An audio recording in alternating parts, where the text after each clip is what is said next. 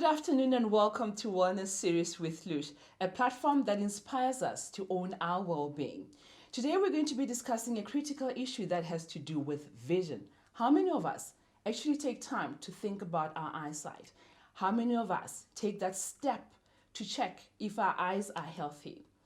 To join us to discuss that further, I'm joined in studio by Professor Nkomazana, who is an ophthalmologist, and she's actually contributed a lot in the health field, in the health industry, in the ophthalmology field in Botswana. Welcome, Professor. Thank you. And how are you? I'm very well, thank you. Yourself? I am good. I am actually excited to have you here. I know how passionate you are, regarding to in regards to eye health, and I'm really looking forward to having this conversation with you. Hopefully, to empower Botswana out there on how to take care of their eyes. So recently, globally, glaucoma was recognized, or it was commemorated. A lot of awareness was raised with glaucoma. One might wonder, what is Lucia talking about? What is glaucoma? I'm going to throw it to you. What is glaucoma? Well, I think in brief, glaucoma is one of the silent causes of blindness. Mm-hmm. Most of the time, people don't feel anything, Mm-hmm. and then eventually they don't see anything. Mm-hmm. And what happens is the nerve at the back of the eye, it's called the optic nerve. Yeah. That's the nerve that connects your eye to the brain. Get damaged. Now, usually it's damaged by pressure that is high. Mm-hmm. And in the eye, the eye is like a ball. Mm-hmm. If you think about a ball that has a weak point, which is at the point where the nerve enters the eye, Mm-hmm. and if your pressure goes up and up and up, then the bit of the eye that feels the most pressure is the nerve. Okay. And over time, just from the pressure, the nerve will lose some of the nerve fibers. Then eventually somebody goes blind, and that's really the sad thing about it, because it's not painful. Yeah. That's why people don't know they have a problem. Yeah. One might ask, is it reversible though? So here I am living with high orbital pressure, high pressure in the eye. I don't know. I'm thinking I'm normal, and then all of a sudden I go blind. Can I then go to an ophthalmologist or an eye doctor, and then can that be reversed?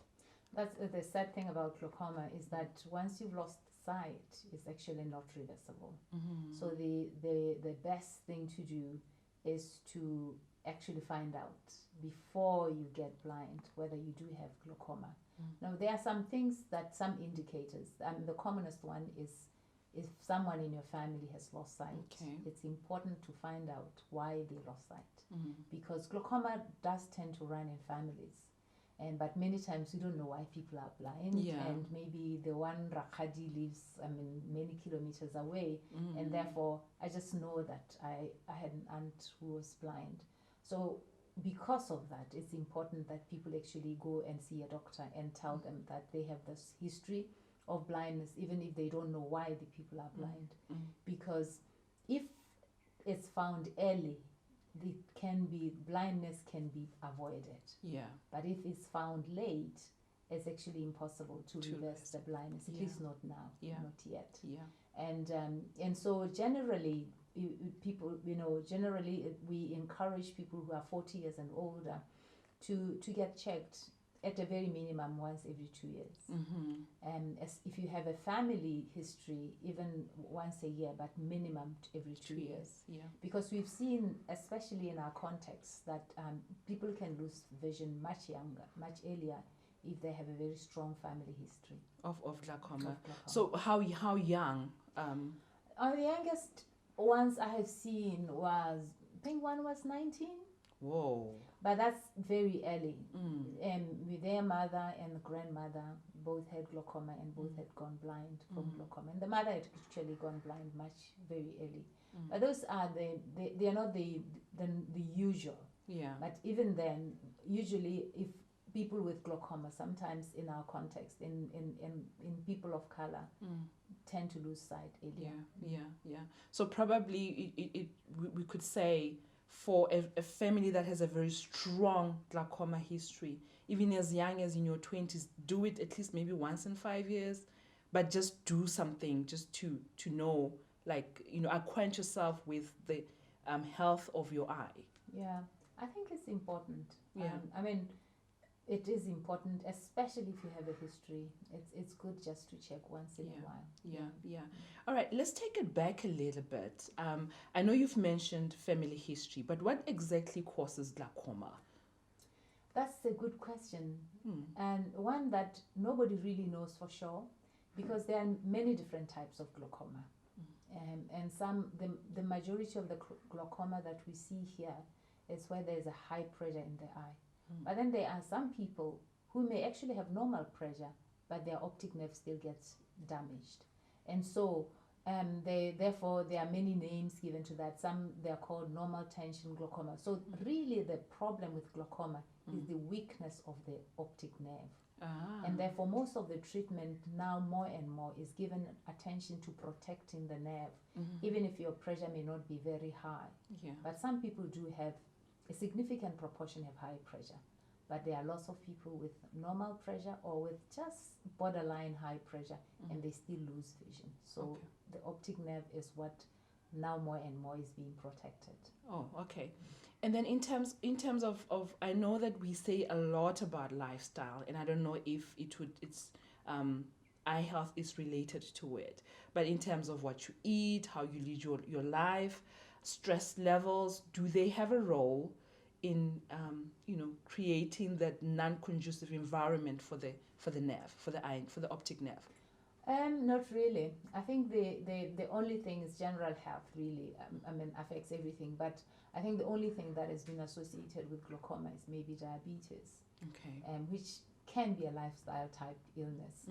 But other than that, glaucoma tends to have its own mechanisms of how it comes about. It decided so to we be a can let special people one. free from guilt.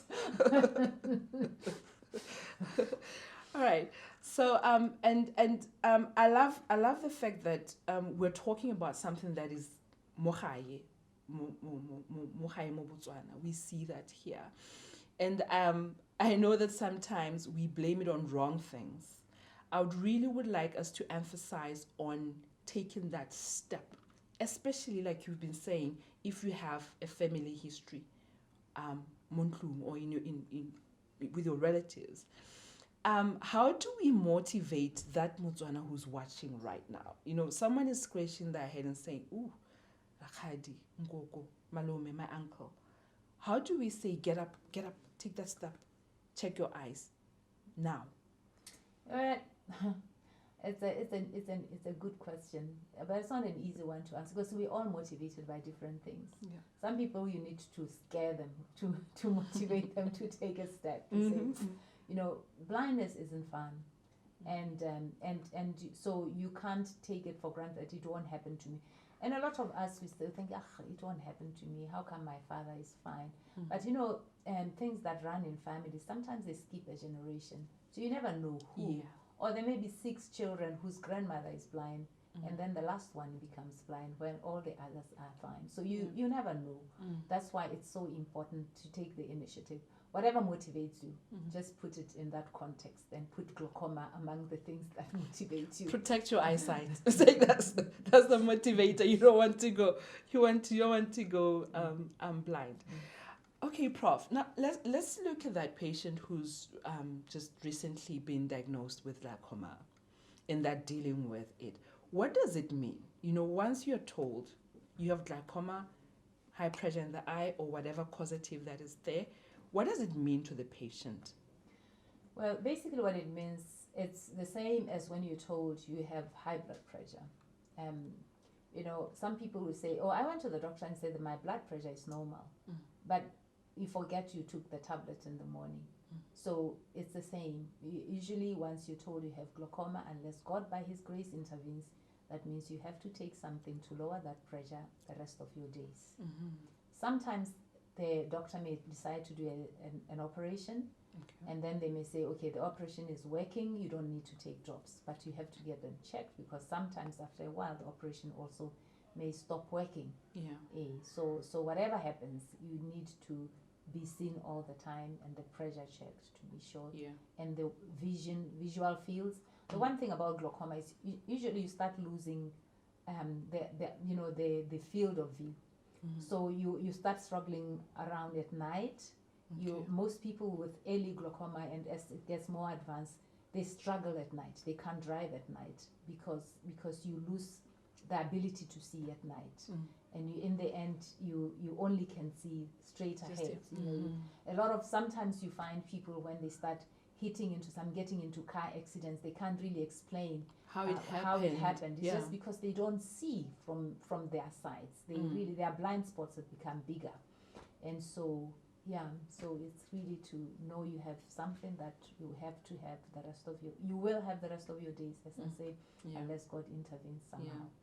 So it's really about regular checkups and making sure that you have your medication and administering it the way you've been instructed to do it. Sure. Okay. Sure. So, I mean, it's not necessarily that something that I say, it's nice, it's easy. It's I mean, imagine if you have to take one drop every day. Fortunately, before people used to have to take drops 3 times a day, and I think more and more there are drops that you use once a day, and so it's much easier, but it's still a drop that you have to remember every day and the rest of your days, and sometimes it gets into your mouth and it's a bitter taste. So I mean, it's not necessarily like it's something you look forward to, but it's something that you just need because it will save your sight and improve the quality of your life as well. Sure. Like you're saying, getting your visuals narrowed and struggling at night, it's not a comfortable thing, and we do have ways of prolonging or taking care of your nerve. I'm saying nerve because you were emphasizing on it. All right.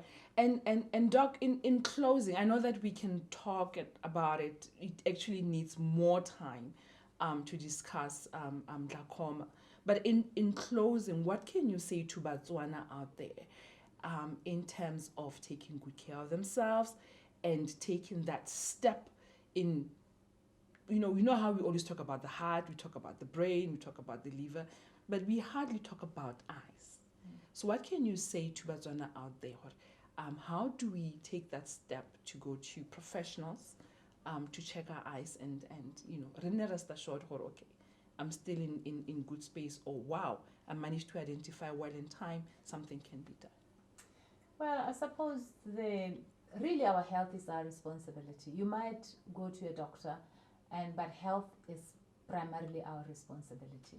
And so whatever the information we have, if I know that I'm much more prone to something because of a family history, I must just go and get checked. Sometimes the healthcare workers may not necessarily always be as informed as they should, and therefore you may not necessarily get the reception that you think you should have, but it's still your responsibility to insist that you get that test. Because you can get it, and also because you do need to get it, and so I think by and large, it's our responsibility. And I know that we're told that the eyes is the window to the soul. So maybe we want to keep that window open as long as we are alive. Absolutely. Wow, thank you very much for joining us on the Wellness series with Lush, Professor Nkomazana. I warmly appreciate, and I hope that our conversation today has added value to someone out there, to our viewers out there. There you have it. Glaucoma it's a serious condition, and we do have it in our country. So it is very, very important to take that step and take care of your eyesight. If you know that one of your family members, you have a family history of glaucoma. If you don't know what glaucoma is, if one of your relatives have lost their eyesight and we don't know what caused that, take that as a motivation and as a wake-up call to take that step and ask for your eyesight to be checked out. From me, Lucia Mulebasi, thank you for joining us. Do join me again next week, Wednesday.